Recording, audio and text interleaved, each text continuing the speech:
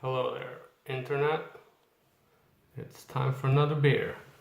And this time it's gonna be hopefully a real good one because it's a sour. And those of you who keep up with this blog, you know that I'm a big fan of the Belgian sours Goese, which is a blend of lambics. But lambics aren't the only historical sour from Belgium. There is a second one, and it's the Flanders Red Ale, which historically was made in much the same way as the lambic was, but it's made in a different part of Belgium, in West Flanders, and it's also made with a different type of malt that gives it its red color. So today I have one of the very famous big boys in the Flanders Red Ale scene. It's Rodenbach's Alexander. And this red ale was macerated with sour cherries. And as all red ale, it's been aged in oak barrels. Much like, again, you do with your lambics. And this is even more like a Goese because it's a blend of old and young red ale. So, it's the second type of Belgian sours that is, I expect it to be a bit more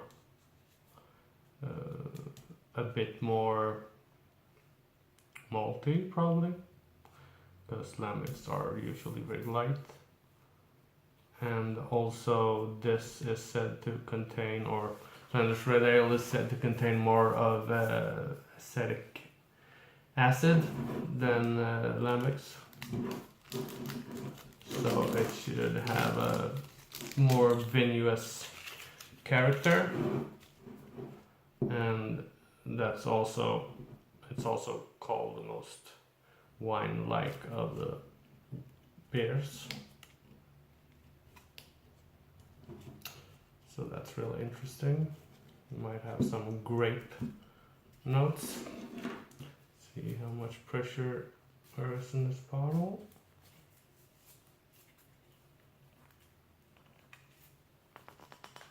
Oh. Not bad at all, not bad at all.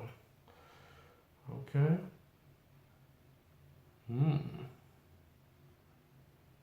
Oh yeah, I'm definitely picking up the vinegar tones here. Definitely some acetobacter. So, how to drink one of these? I mean, it's said to be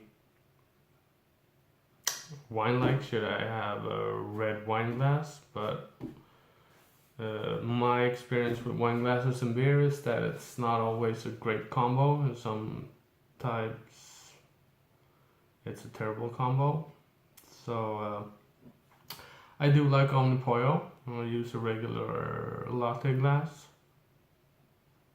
That's what they serve all their beers in at their bar. And that works fine. So I'm guessing this is gonna work fine too. Here we go. And as you can see, it is indeed a very red ale. With the foam and the carbonation is much more reminiscent of a soda than a beer. This is my first impression. Lots of cherry. Lots of cherry on the nose. It even smells like it's gonna be a bit sweet.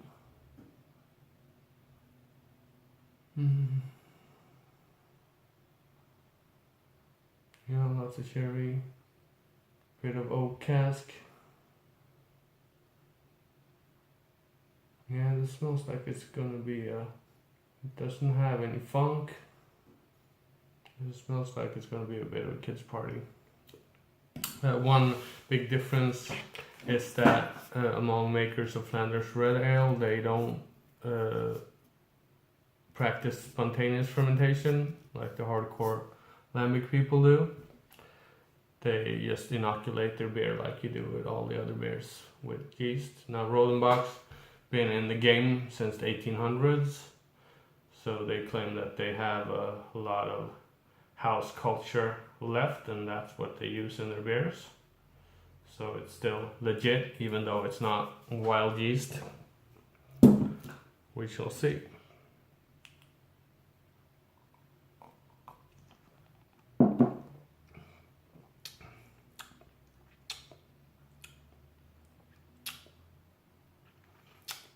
Okay. Well, there is some acidity there. Less than I thought. It does have the harshness of vinegar. I can feel that in my throat.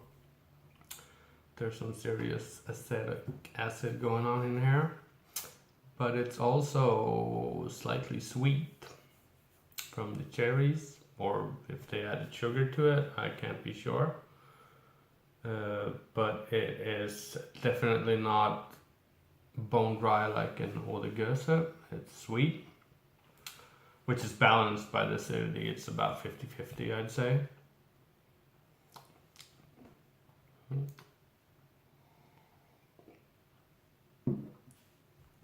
So yeah.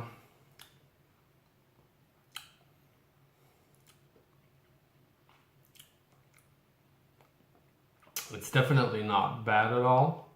It does have lacto as well. Lacto and vinegar mix. Sweetness, sourness. Sour, not tart. It's sour, but you don't feel it that clearly. Or as clearly. You feel it in your throat. Feel your mouth is filling with saliva, like when you drink a real high acidity wine. Like a real crisp German Riesling. It's very balanced with the fruit and everything. Even though I can feel all these different factors, it's very balanced.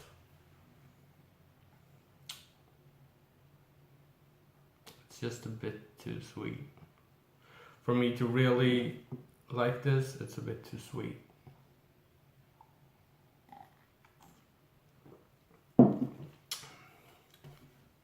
Gives me some alcohol pops vibes,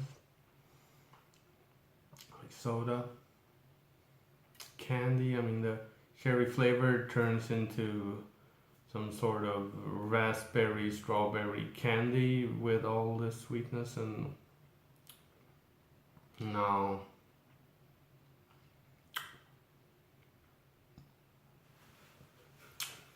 I mean, it's drinkable, and I'm not gonna pour it down the drain. I'm gonna finish the bottle, but I'm not gonna buy it again. Not this one. I've had others from Rodenbach. For example, their Character Rouge, which I wasn't real impressed with either. So I think next time I'll try some different type of Flanders Red.